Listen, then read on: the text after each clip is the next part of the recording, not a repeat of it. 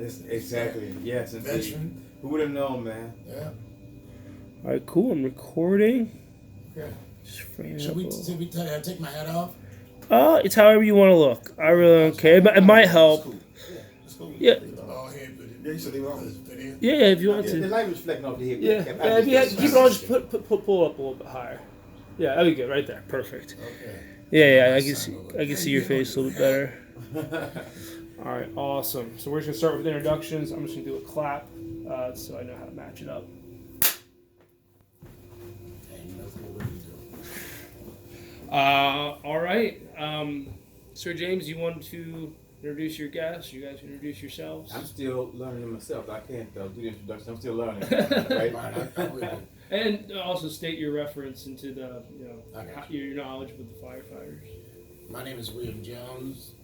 I was a firefighter like my dad. I just took a little bit of time to be a firefighter so I could emulate him. I'm Fred Robinson Jr. My father's the one that we're speaking of today, and I did not want to be a firefighter. I'm Sir James Thornhill, artist, muralist, not a firefighter. So, engine number 5, it has this huge legacy in Richmond, and your father had a big piece of that. Were you growing up while he was a firefighter? Yes. Okay. Yeah, we were just kids when he was a firefighter. Was he a firefighter when you were born, or was that something he did No, later? he became a firefighter in 1950. Was it 1950? Yeah. Yeah, I was 3 years old. Yeah, he went in 1950, stayed 31 years, so 1981 was when he retired. So I've known him as a fireman all my life. And so have I. Yeah. Yeah. So what did that mean to you growing up, and was he? How what was the impression you got from the community too? How did they perceive him as well? Well, everybody in the community knew my dad. The only thing we knew, my dad used to tell my mama, sit on the porch, I'm gonna be back there in a little while. He drove the tiller, that's the ladder truck they used to call a hook and ladder, and the guy on the back used to guide the back end so it would turn properly. And he'll tell my mothers, sit on the porch, and they'd fly by, and my dad would sit on it and wave at them, So we saw that as my dad would always be having fun. And then one day I saw him fighting a fire, so I got a kind of feel of what being a fireman was, the danger side of it that I never saw. I always thought they were playing all the time. So you just thought you could have jumped on the truck. Right, I thought they just played all the time. But my dad used to play all the time with my mama. You know my mama? That's that southern draw. Yeah, my mama.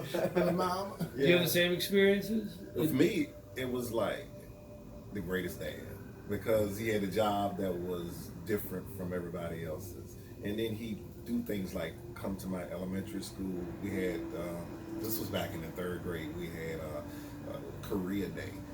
And he came there with the helmet, the air tanks, and all of that.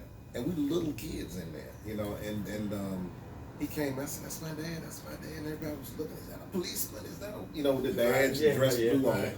Yeah, and he did this presentation, and I remember that our class assignment after that was to actually draw pictures of what we thought were scenarios of a firefighter's duties and stuff like that. And then the teacher would help us to write little stuff under it. Of course, the lines were 3 lines, the letters were this big. Yeah. So, and as of today, that was back in I was I don't know, 4 years old. Still got those I pictures? still have those pictures today. Yeah. Yeah. we So gotta I mean, look into it. and I just grew up. It was just amazing. And my dad was a lot of fun. So Speaking of which, yeah, the fires At a fire. in the back.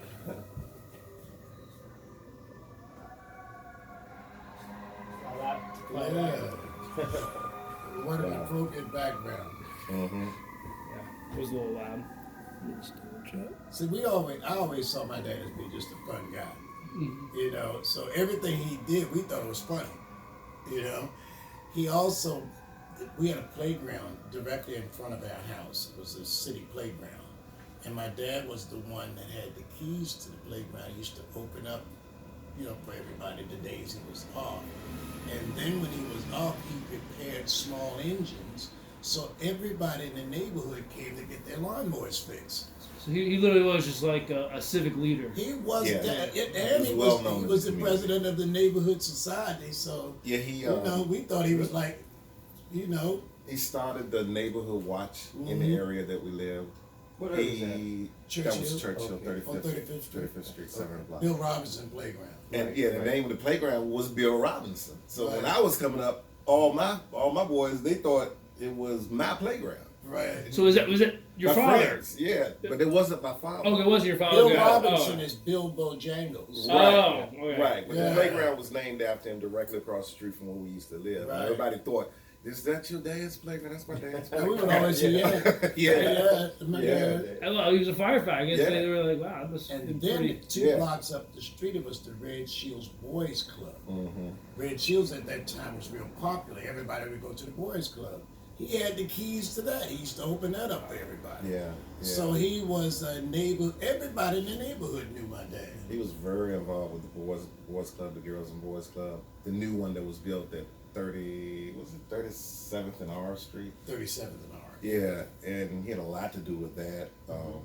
He started the Oakwood Shimrazza Civics Organization, which had cultural series that would go on, because he wanted to bring shows to our area that they have, like at places like Bird Park and all of that. So there would be jazz groups and different groups that would come there that normally would not come to a playground.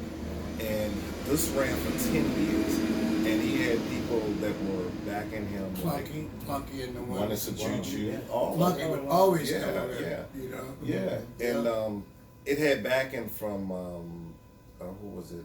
Siegel's Supermarket. His friend was Charlie Siegel. Charlie Really? Siegel. Yeah, where Siegel Backing financially on all that shit. yeah, U-Crops. So He knew the U-Crops Sam family. U-Crops. he Yeah. had some pull.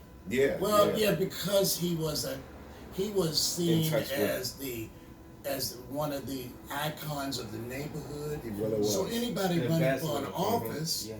would naturally come to him and try to, because that was a big part of Churchill, that area down where we lived. A lot of voters, and so they would come and get him to kind of voice for them. Yeah. The mayor, Henry Marsh. Marsh. They were best friends. Yeah, they were best friends, and Yeah. he helped Marsh get in office. In office. Yeah, And Marsh even said that he helped them get into office. exactly. So he was a fun person, neighborhood person, that every time people would come by the house, he would sit down with the Bible. His biggest thing was talking about the Bible to them. Yeah, that's what was the last interview we did. He said, he always gave a piece of advice. Always. He young would man, cite the scripture. Yeah. He was always recite scripture. And he wasn't a really religious person, More but he was a spiritual person. Right. You know, He saw he saw the pragmatism of the Bible. exactly. And Right. as he progressed in his years and stuff like that, it's like I noticed that he even became more spiritual. Right. It's like you said, Right. he was like a walking Bible. You know, he would talk to kids or talk to us, or if anybody had problems or they were going through this, that, and the other, young and old, he would just sit there and talk to you. And then when he finished, they didn't tell me as I got a little older and could understand it. Like I met your father, and I never talked to him before I talked to him, and they said it was just like Everybody used talking to to say God. that. Yeah, That's what they said. everybody would say Yeah, that. and they said I really got something out of it. Where some of them would come by the house just to sit on the porch and talk to him, young and old. People I'd see around on the corners and stuff like that. Yeah, we They wavered. sitting The on the boys porch. never knew what he was talking. We were too wayward. So do you think the depth of his, I guess, perception was tied to, was it more the, I don't know, maybe it was nationalism or his community, like wearing It was his community. community. It was more community. But was also did he grow up in any type of racial prejudice? When was it course. also the seeing people maybe die during the firefighting? I think I think He that grew up in touched it. Jackson Ward. He grew up in the projects. Yeah. Where's that? Yeah, I want to say where that character. I think it come all from? comes from a lot of it came from that, and then the Yeah. fact that with his job, Right. because he would always tell us, he say something like, you know, he'd hug us, always tell us he loved us, and to the point where he like looking at him like, come on, you just told me that. Yeah. You know, but it was like, because he knew going to work, it was a chance he wouldn't come back home. Come back home, yeah. And so every time he came back home, it was like he was just so oriented with us as his family, you know, and then he stressed to keep his name clear, like he kept it clear all his life. He never said a curse word. I've never heard him curse. I've never heard him curse. Come on, man. Never. So I had to start cursing so I can teach my brother how to curse. And I learned how to curse never cursed. from I had to him. teach him how to curse. But I never did it in front of my parents. I mean, one time, I can count maybe once or twice, I slipped, not in front of him. No words. Yeah. I had to put the words in. Was it a bad thing that you slipped, or? You know, I mean, it's something and blah, blah, blah. And then I slipped and said something like, I thought it was the worst thing in the world. I never, ever cursed. It's just, you know, in front of he doesn't curse now. Anyway. It just yeah. But you know, the funny thing about it is that everybody in the community used to come by and talk with him. And he had certain people that they would come by just to hear the Bible verses. Just to have him witness to them. Wow. Yeah. And it was just, I would see that and I'd go out and play and come back and there used to be talking and then my dad I see some people come in crying. So he was sort of like a spiritual mentor. You know? That's true. Yeah. That's true. Yeah. And he kept you straight. I think kept a lot of people straight. Yeah. And then the greatest thing for me is I became a firefighter. He and I fought a fire together. I could never do that. So that You have to tell, please tell me how that that was happened. so Really? yeah. I didn't even know that. Yeah, because I Is that the truth? because I floated to We're fact checking everything. Janet told us to watch out for him, right? yeah. Because I was floating to different stations and I got in a station with him. We even went on calls together. The biggest firefight they had just before I got involved with it, this oil tanks blew up right down on just before the Mars Street exit. Right, yeah. And they shut down 95 for probably 2 days. Yeah, that fire burned for 9 and he days. fought that fire, and I think that was one that's the one I can remember how dangerous that That's the fire one that was. temporarily blinded him. Right. Yeah, It he was so was blinded for like dangerous. nine All days. from smoke, The smoke and the smoke stuff and from the intenseness of the blaze. He came home and he was taken to the hospital. He came home. He had the patches on his eyes. I can remember it clear like it was yesterday. Right. And he was blinded for 9 days, and he just sat quiet to himself. I guess wondering was he gonna get his sight back? That's the only time I sensed danger. Yeah, and he got his sight back. Was there? Could you even tell from Church Hill? Could you see smoke? You could stand in If they closed Chimborazo down Park. 95 because it melted the highway. Yeah, you could stand in Chimborazo Park, and the smoke would go over your head. I remember Did that. you know your father was there? And I would look over there, and I knew my father was there. When you go down, oh my God, the there's a feeling little you get oil from that, company. it's unbelievable. Right after you cross the James River Bridge, you see all the oil tanks. Yeah. Mm-hmm. They start blowing up. Oh my. And so they melted all the guardrails, everything on 95 right in that area. The fire was so intense. It took a couple of days they had closed down 95. I heard there's a fire going on like that now. There's one in Texas. Yeah. The one in Texas, that's a chemical plant. I saw it this morning. Yeah, It just brought back smoke going memories. up. But there's no way you can put out one of these huge oil tanker fires with water. Right. It just doesn't work because it's got oil. Yes. So you gotta contain that the tanks next to it don't blow, because there was like, if you go down there, several tanks down there. Yeah, those big white tanks. Right. Yes. And so that's the first time when you asked me, what did I think of being a firefighter, and I thought it was all fun until that, because like he said, his eyes got damaged, injured. And so then I started seeing what the real intensity of being a firefighter is. Now, we were always proud of him, because we could go, here comes my dad on the fire truck, On hook and ladder. in the hook and ladder, Yeah, driving the tiller, but you don't even have tiller no more. where people drive the back end of the Right, I truck. They remember. don't even do that Yeah. anymore. Well, what was the purpose of that? Because To guide when the you truck. turn Yeah, a so truck, long. Yeah. if You you're turn going at a right certain and he speed turn and they're left. getting ready to turn, he's got to slide that end out Yeah, so yeah. that this turn can be perfect. Yeah, I remember that. Oh wow. Yeah. Yeah. Remember how I used to fly around the street It's on called the a fire? Tillerman. You remember when he used to fly around the street on the fire truck and Yeah. get in the car and drive like a turtle? Well, Or tell me no, slow he down. got- Would he have when slow he got down? older, You need he to do said this. You need to slow do down. that. I'm like, He used man, to you used drive to like drive a the fire girl. truck and brag about it like it was a race car. Yeah, the thing that I Oh, remember man. most about my dad is his integrity. Mm-hmm. I always said if I can get up close to 1% of his integrity, I'm a good close man. to 1%, I'd be a great man. Mhm. If I can get to 1% of his integrity, because everybody knew him by his word. Mm-hmm. He used to instill that. You know. By your word, you're known. He said, Yeah. "Have fun and just make sure that you have integrity." Yeah. And that's the thing. My dad was a man of integrity. That's why I think he drew so many people to him to have them talk with him about the Bible.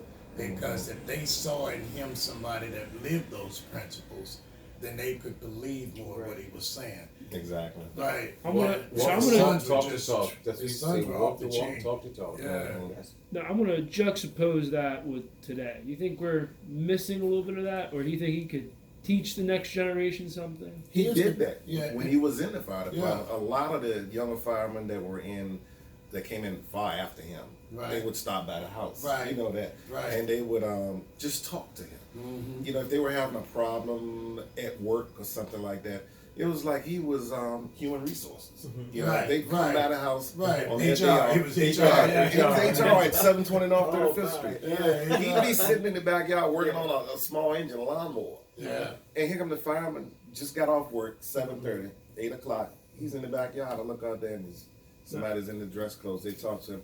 And he would mentor a lot of people because after he passed, I started to see a few that I hadn't seen in a long time, especially at the funeral. And they would just tell me how they don't even know how they would have made it without him, you know, without his guidance, without this, that, and the other. Because when he went into the fire department, like I said, they had certain areas they couldn't go in. They couldn't fight some fires they had in areas that were white. Yeah, they had and they certain- pull right up and they go, "You can't fight this fire." What?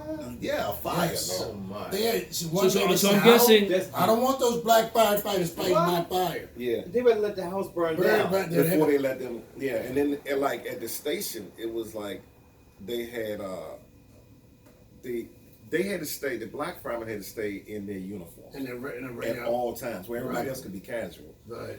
And They had to stay in dress uniform. and then they did the chores. They had chores they do: clean the hoses, clean the kitchen, paint the walls, do this, that, and the other. But then that was at Duval, but Right. that was a segregated station. But then once that station was tore down, then they moved. They branched off. It's like the fire department integrated. Let me So that's when they started to have equal Rights and everything. stuff, Yeah, yeah. like So I was curious then when you I were want to back saying. up to that question you just asked about community. I mean, about do you think this will work at this time? He and I were having a conversation in the car before we got here.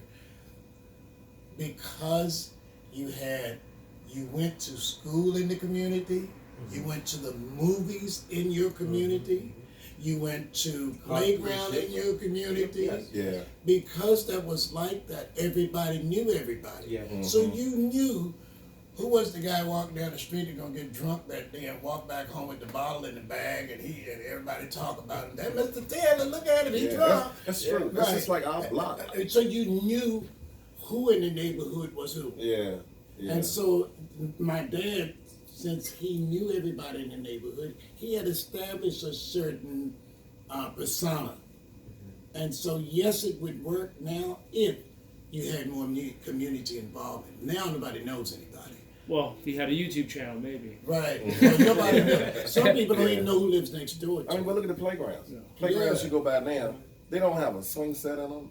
We used to have stuff like the volleyball nets, Right. swing Sliding sets, boards. sliding boards, Sliding boards. Jungle gym. Right. jungle Right. gym. Go to the Yeah. playground and come Hopscotch. back home till it get dark. Yeah, Now you big it's can't do nothing. that. It's nothing. All the playgrounds It is. Because once again, the disconnectedness of what used to be communities And now Like people a are village, just moving the a old village. village thing. Yes, Yeah. Now you don't know anybody, so Yeah. the crime is different. We knew You everybody on couldn't our put blocks. kids out in the street because the guy next door might be a pedophile. Yeah. You didn't know. Yes. Now you don't know it, and so it's Yeah. it's different. There's a I lot think- more self-policing. Absolutely, absolutely. So that's an response to when you asked, what do you think about could you make that work at this point? Only if you get back to the community Mhm. base. Everybody on the block knew That's the everybody. They could No, correct yeah. you. Yeah. You No, I could agree listen with to you. them, and but now you can't see Right, anything. right. You know, Well, to in anybody. a way, technology's made communities more broad spectrum. Right, You know, right, like right. I say Richmond, Greater Richmond's my community. Right. Whereas, people now, they were stuck in maybe, a whole block was their community. Right, Yes. right. Now, And the world. Yeah. Now, Right. the community's really more of an abstract. And it Um, should go back to that. If it goes It back should. to that again. Well, and then I think what's really interesting is what Sir James is doing. Is he's evolving community, but in the right way. Right. He's doing historical pieces, right. and I don't know if you've seen his pieces. I've seen a few of them since Yeah, you but mentioned. I didn't know Yeah. it was him that was doing this. Yeah, I've seen a. But I'm it's- sure I've seen a But it's, lot of them. but it's amazing when he's up there. People go and they're taking pictures. They're sharing that It's history a to their snapshot network. of the past. Yeah. Yeah. So, Yeah. but it's also getting people to want to come out and experience those same Right. blocks, and I think there's a lot of I call it hieroglyphics on the pyramid walls. Mhm. That's good. Because they're there That's forever. good. That's good. Yes, That's I'm a good. scribe, so somebody said. Right. Mhm. Right. You are Mhm. in reality.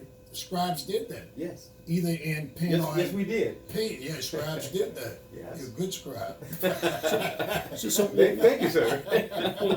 with that being said, how do you guys feel that he's doing this mural basically 2 blocks away from engine number 5 Man, station? When I asked him, It I said, touched my why are heart. you doing this? Yeah, it touched Yeah. my heart. I just Yeah. looked at the wall when we pulled up because I think you told me which wall it was. Yeah. I thought it was something in Jackson Ward, but that just sticks out. It is in Jackson Ward. I mean, yeah, Yeah, literally, yeah. yeah. That sticks out and stands out like a movie screen. Yes. And he used to Yeah. hang around in Yeah. this area, see, Yeah. because on Second Street, Bojangles used to come up, and he used to He have all knew your all of jazz art. He knew all Yeah. those people. Yeah, So yeah. he hung out here in Oh, this yeah. area. So that's a great tribute to him. Yeah, I'm Very honored. good. I'm honored. touched Yeah, by that. thank you, yeah. thank you. Yeah. How many I've years- never met you before, but I think you're cool.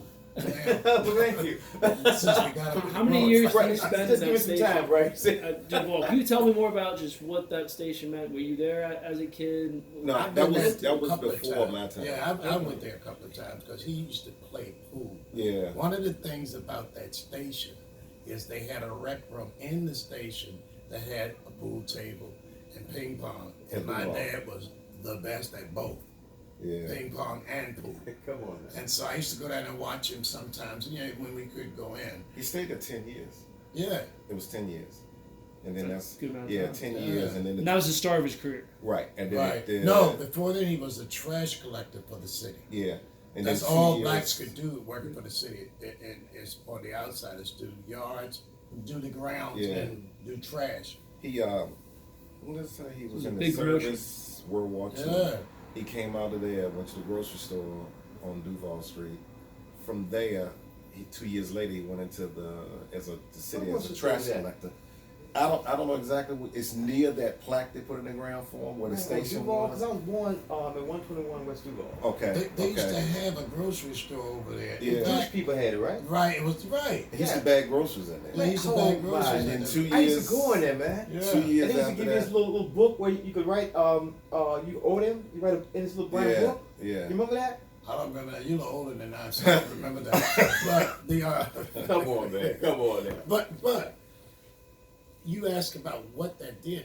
People in the community, you were talking about Jackson Ward. A lot of people from Jackson Ward used to come down there because at the time that I was growing up in Richmond in the 50s, it was segregated.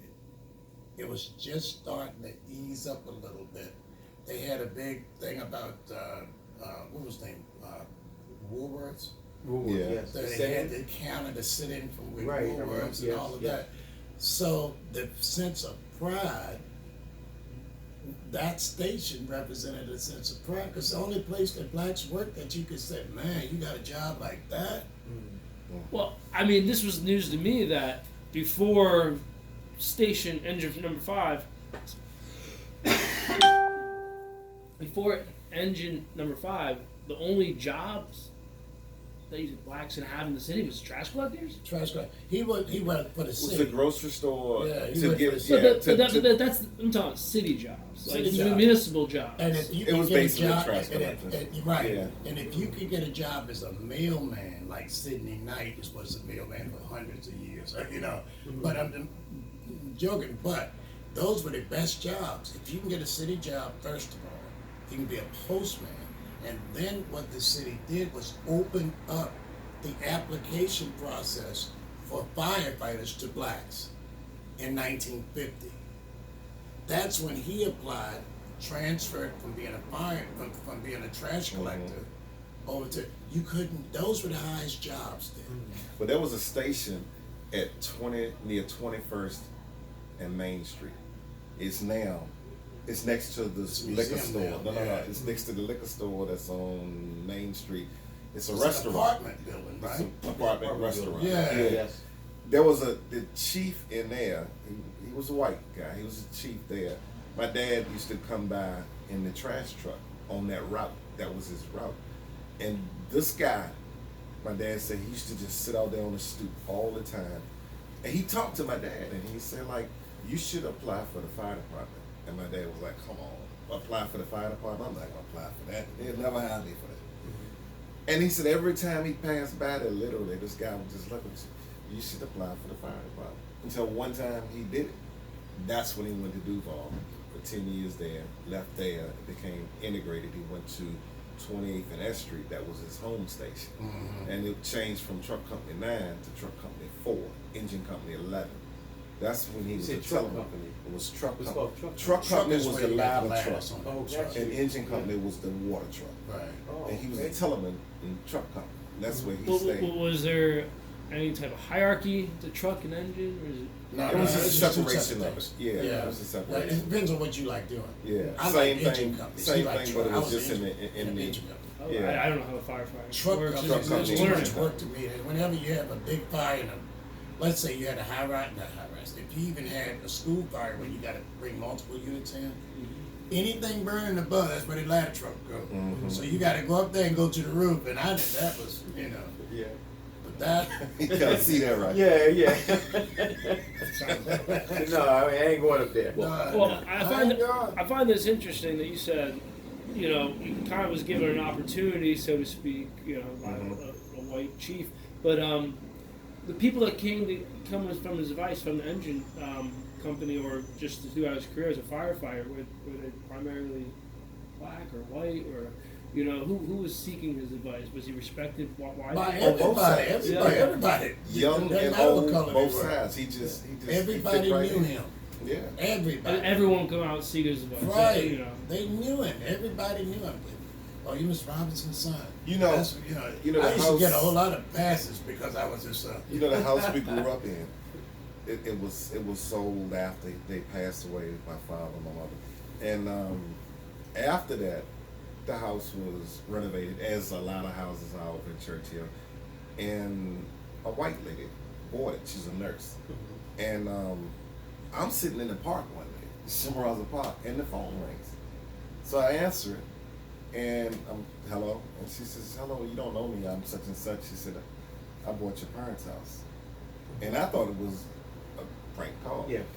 She said, "I got your name from Olivia Right. Mosley, which Right. is a neighbor of ours that lived 3 doors down." And she said, "I'm calling you because I just want to speak to you over the phone. I would love to meet you." She's never seen me a day in her life. I'm on the phone with a total stranger, and she says, "People come by the house, they still think your father lives here."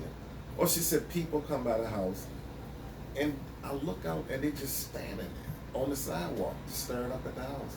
And she said she comes out, and they say, "I mean, you no harm, anything like that. It's just that this was my friend's house, you know." And they explained how he was, and she said, I've gotten so many people to come by here and just say, you know, that they used to come by here, they used to sit right there on that porch, talk to him, and he'd give them the advice, spiritual, all of this. And she said, I'd love to meet you one day, you know. And I never met her, but she said, another reason I'm calling is because this is a total stranger. She said, I'd like to get a little bit more insight on him because I want to do something for him.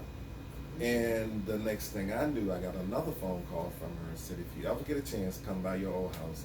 She says, a plaque on the house.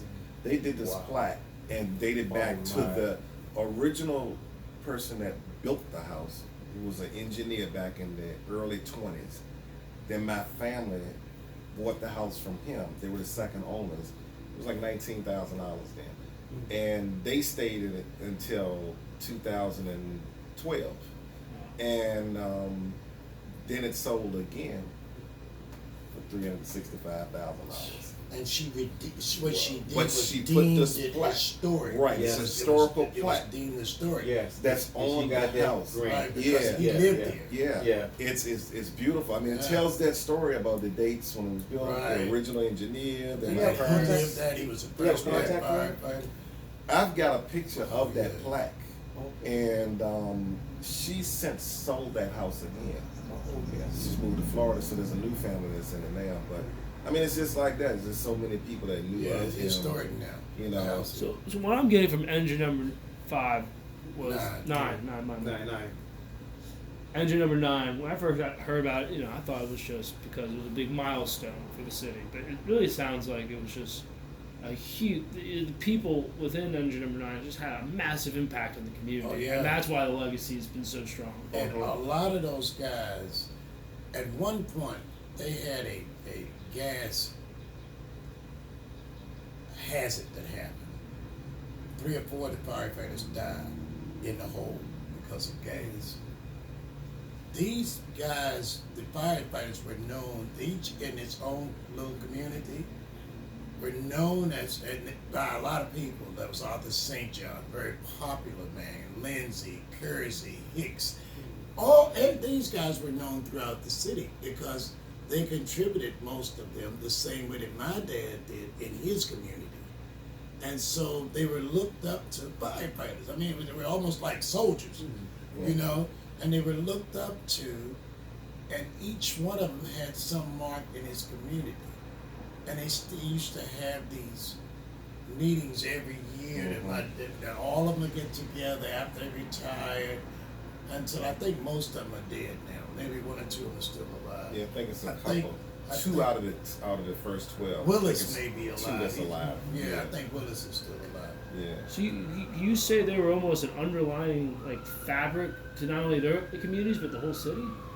Well, no, I'm saying each one of these guys. But they commuted amongst themselves, so Right. in a way, Right. they knew what was going on in other parts of the city. And then police officers, the black police officers that started, they had an association together, police and firemen. Because the police officers, the same thing. They opened up the police department to black officers around the same time they did the fire department. So it was community. These were people that were looked up to by the entire community. All of them. Could you say that the same thing for their white counterparts? Were they also community bastions in their own communities? Was this something that was just universal, or was this because I think it became universal. Where we lived Yeah. was all black. Yeah. So we didn't know what happened in the white communities because the communities were segregated. Of course. So I couldn't tell you what was going on there.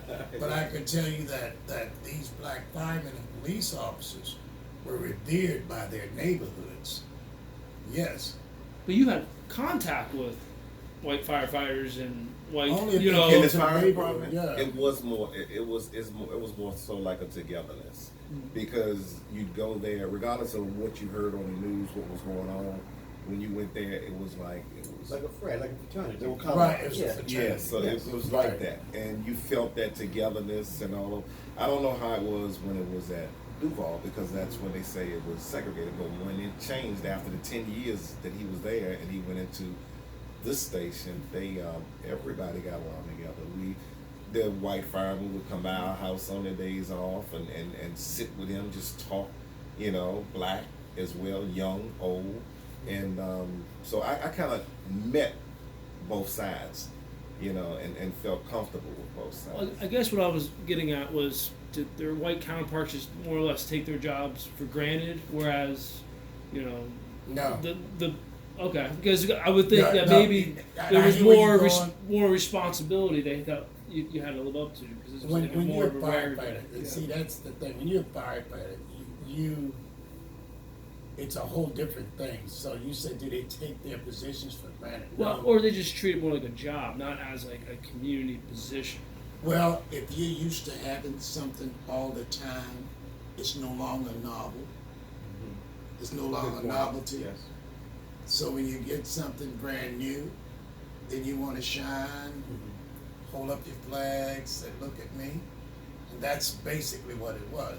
Even if it came down to the city and trash men. First black trash men got a good job with the city. So you're making more money than the rest of the community. And then that started opening up. The next step was the firefighters and the police officers.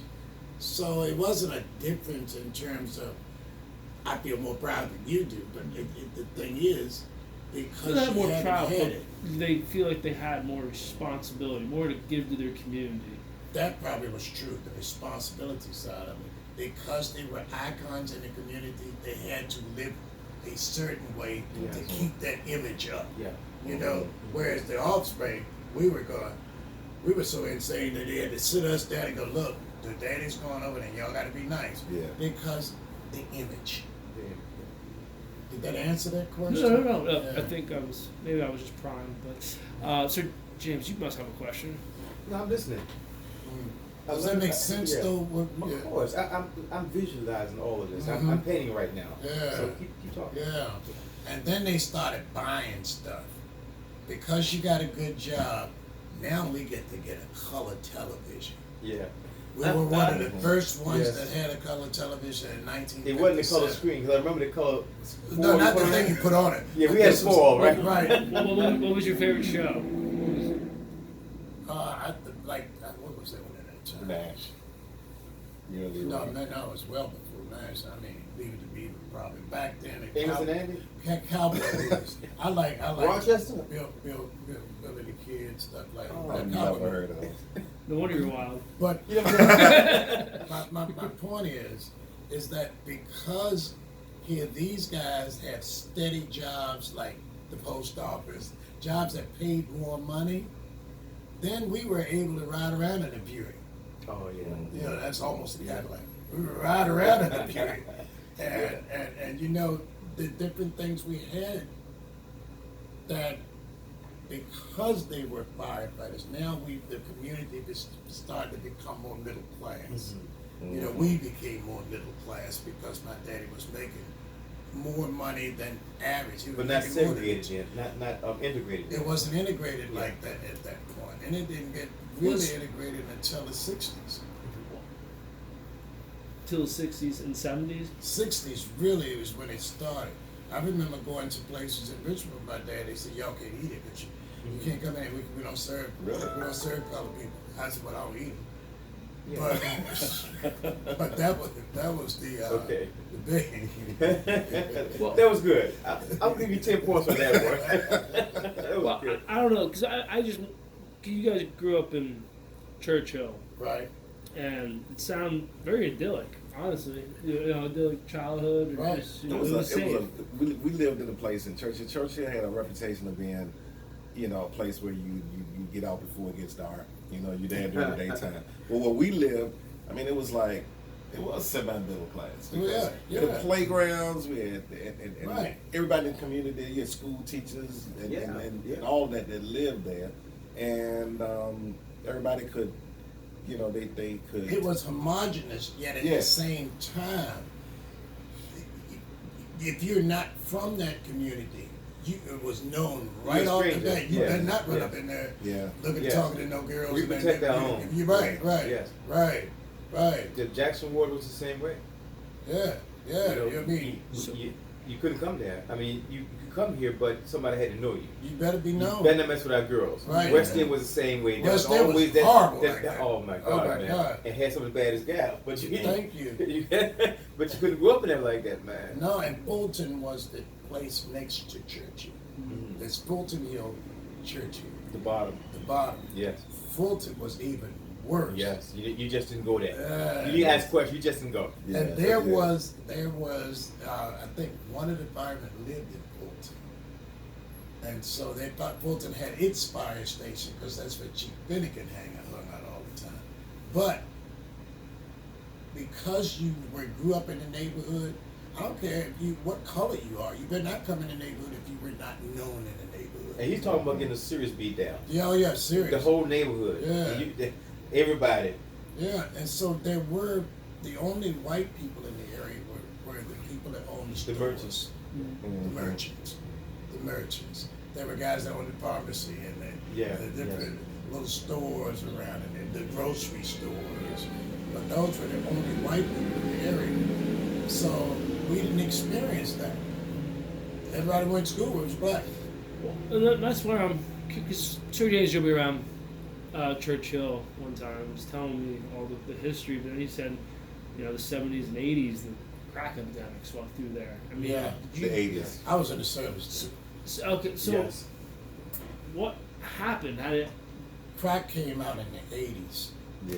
And it hit California first. It was introduced as a part of the Iran-Contra deal when when trading drugs for guns. That was the whole thing. And then California first got that sweep of the learning how to cook crack cocaine. How to cook powder cocaine to make crack. Then it just spread and every neighborhood picked it up, and that's people started losing their homes. Yes. My point is, your father was alive during this time, still part of this All community. through it. He tried to. So what was he thinking? He He must have tried been driving him to. He insane. still tried to shield me through it because he was a little older than I am, so I was there, and he would just. He knew I was old enough now that I could make my own decisions, but he would just try to keep me in line. Right. Remember your path. Stay on your path. And Right.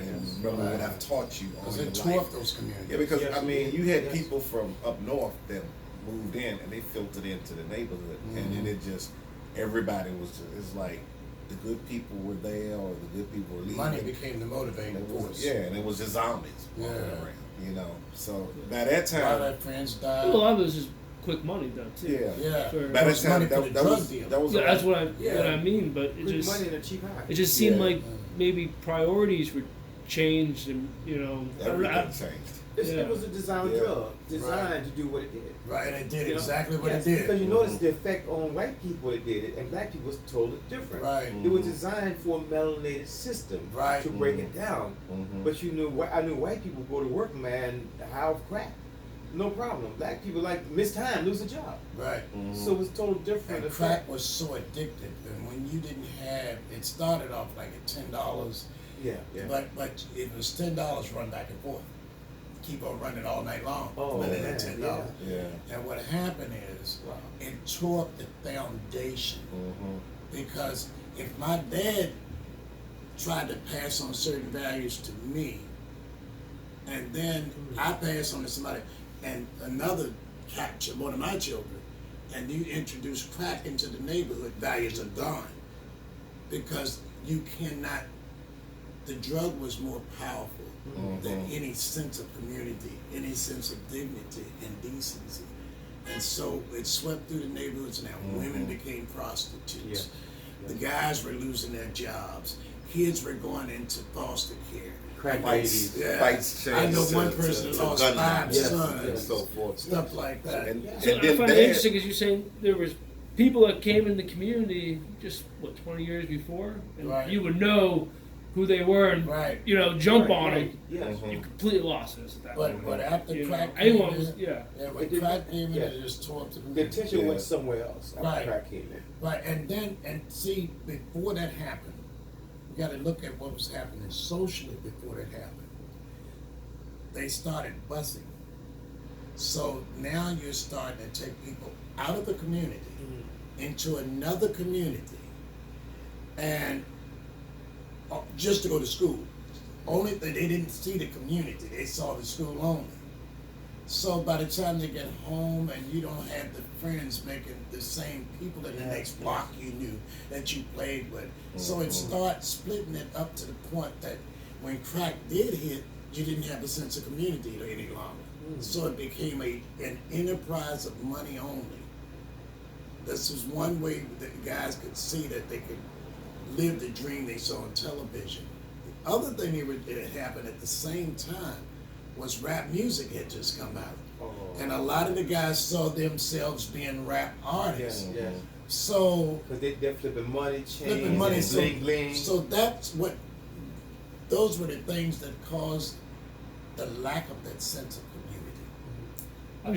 I was just thinking, this must have just eaten your father alive on the inside. He still tried to get his point across. Right. It was like he was fighting an uphill battle. Right. You He know? used to talk to people about But he drugs. would, he would reach out to the people that were on drugs, that were In dealing our block. drugs, you know. And he would even get to the point it would have me kind of scared, you know, for him, because he'd go out and just tell him, look, you need to take that away from there. You do what you want to do, but don't do it And on that the spot. became Take away dangerous. from there, or I'm gonna call the police. And that was just dangerous. like that. Yeah. And I He messed with that money. I always worried about him, but you know, he never. So he never threw in the rags. I can't do anything about it. He just No, he fought. always tried. He always tried. He always tried. Yeah. Until Few listen, but a lot of them they just went. I'll give you an example of You know. how he was as a human being.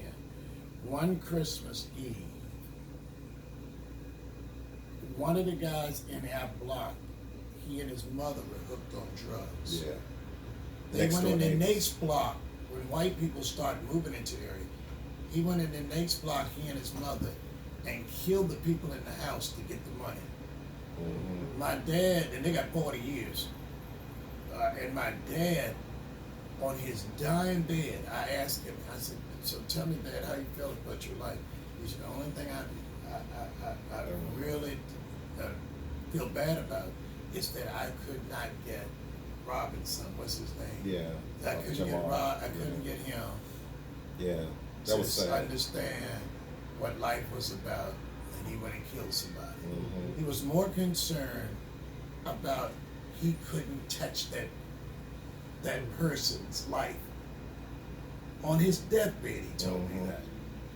You know?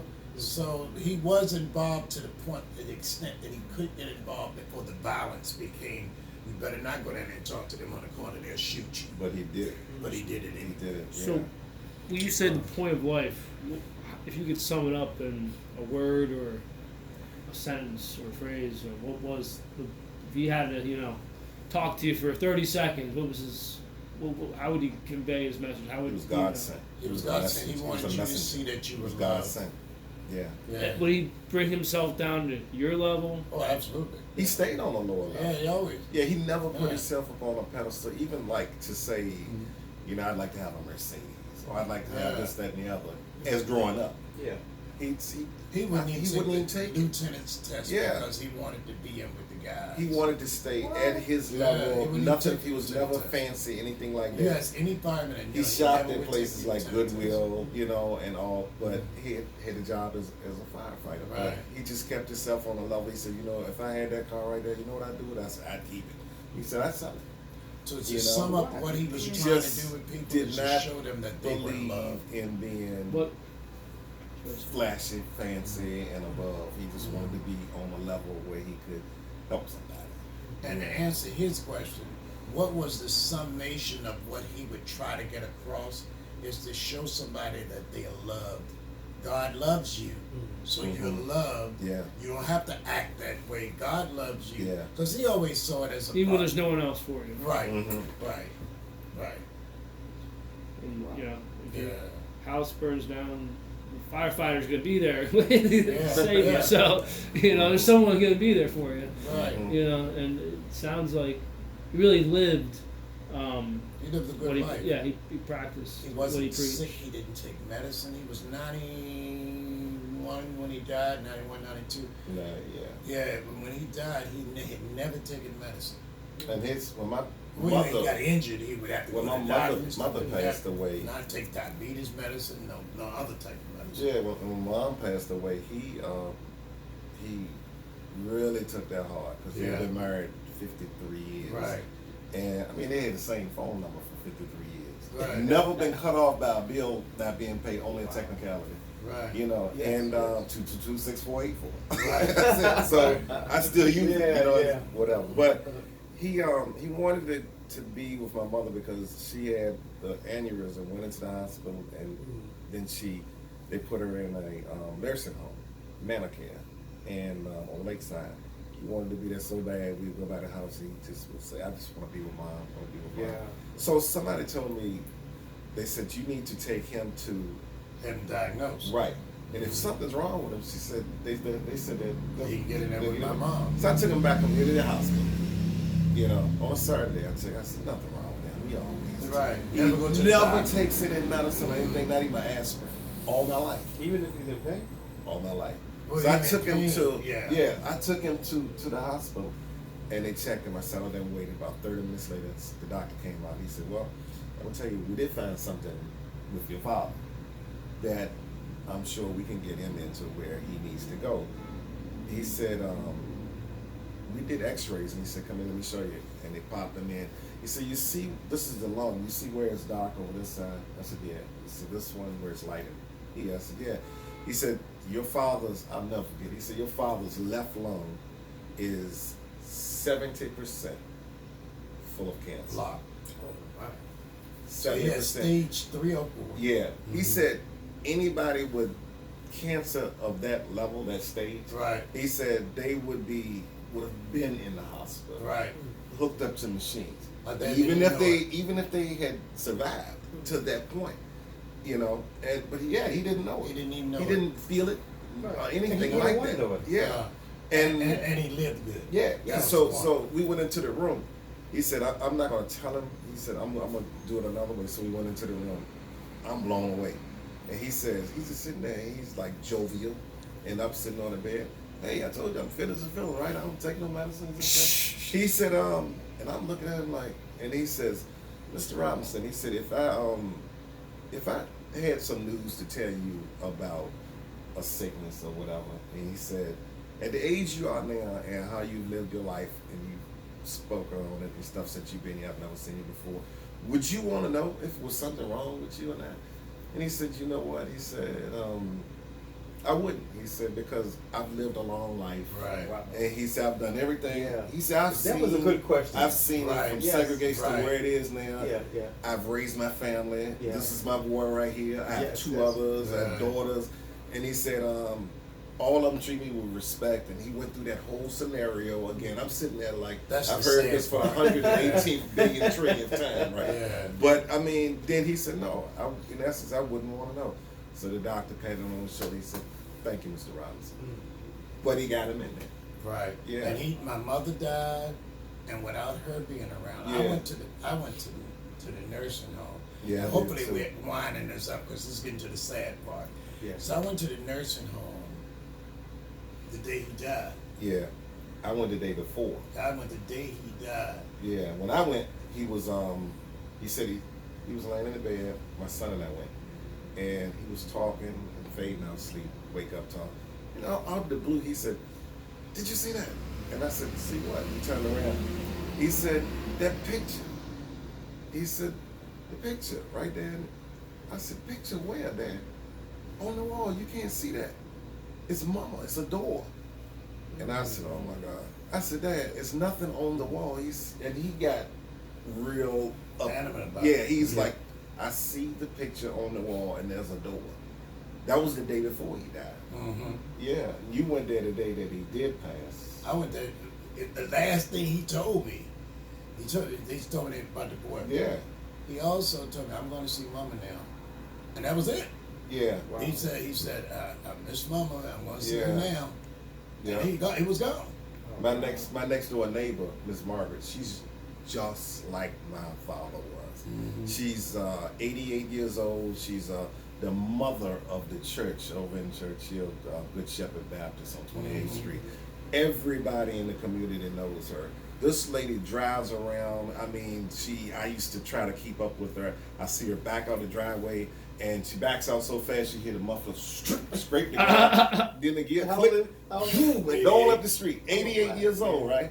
And sometimes I'd be on the street, and she passed by. I try to catch up with her, and I look, I'm doing 50. I just forget it. And I said, Miss Margaret, I know they, but anyway, she was just like my father as far as a people-oriented person. Always try to talk to you, help you, give you the last.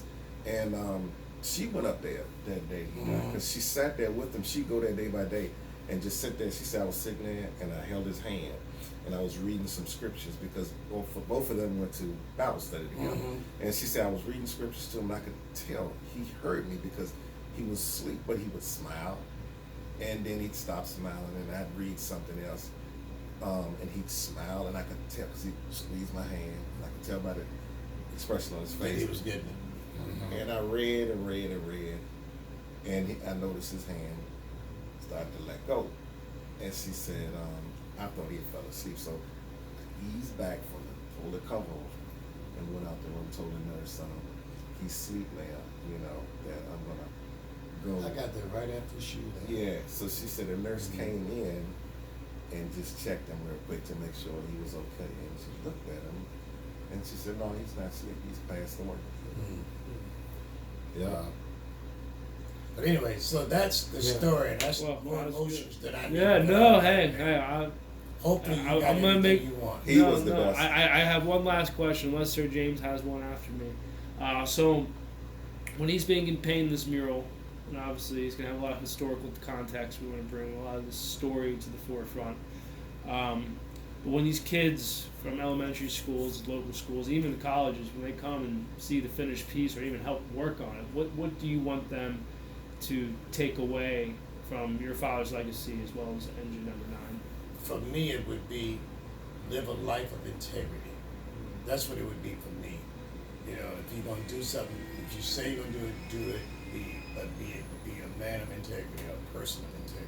For me. I'm the same. I think just recognize the man as to who he was, how he carried himself through life.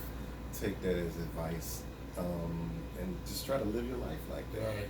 Yeah. Right. And I will transfer what you said in integrity.